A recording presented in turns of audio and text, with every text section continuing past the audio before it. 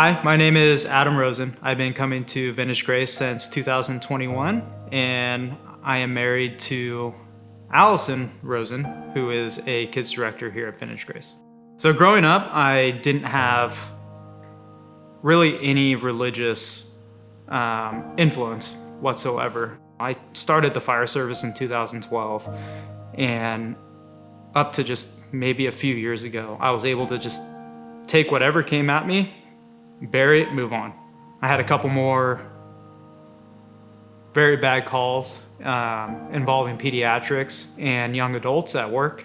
These ones were harder because they brought back a lot of buried emotions, buried problems that I was trying to deal with. I got to the point where I just wasn't feeling anything anymore. Based on my own upbringing and the fears that I had in my own life, I knew that for my own health, I needed time apart and really just step out of this cycle that we managed to get ourselves into that seemed to not end.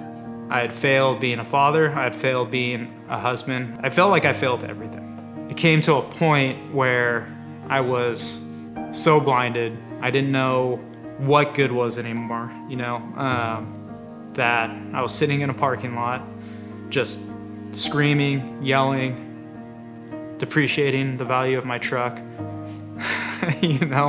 and I had thoughts in my head of what's the best way that I can make all this stop. Was the first time that I meaningfully, truthfully prayed. And I didn't ask for forgiveness. I didn't ask to make the pain stop, anything like that. It was literally just, why am I here?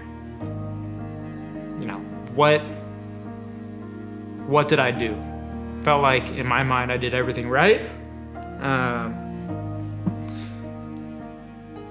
But I'm sitting in a parking lot, at the bottom of a bottle, screaming, yelling, and I felt this feeling of forgiveness, of understanding, just this feeling of grace that was coming over me. And I knew at that point that Jesus was sitting next to me. He saved my life that day and saved my family. And this whole time I thought God wasn't with me throughout this entire journey. He was right beside me the whole time. I think my reaction when I first heard that Adam felt like he truly found Jesus was peace and hope. We've been together 17 years. We've been married for 13 years. And this is something that I had prayed for so long, but wasn't sure that we would ever get to. I continue to meet with women that truly are great mentors in my life, and he took time to meet not only with a mentor one-on-one at church, but also started a men's Bible study that he goes to weekly. And we started to do things not only for ourselves to better ourselves, but to truly better our family and center that around Christ.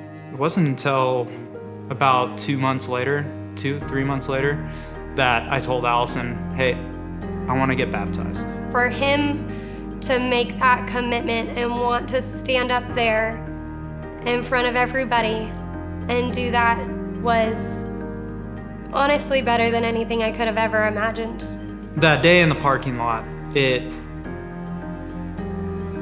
didn't only open my eyes and open my heart to Jesus that day. There was that emptiness that I talked about, that there was something missing, right? I had the wife, I had my beautiful girls, I have a great job. There was always, like I said, there was always something missing. And that day in the parking lot, I found it. It has brought happiness to not just me, it's brought happiness to my family, it's brought happiness to everyone around me, my community, because it's now true happiness. It's not this fake facade of, okay, this is what people expect of me.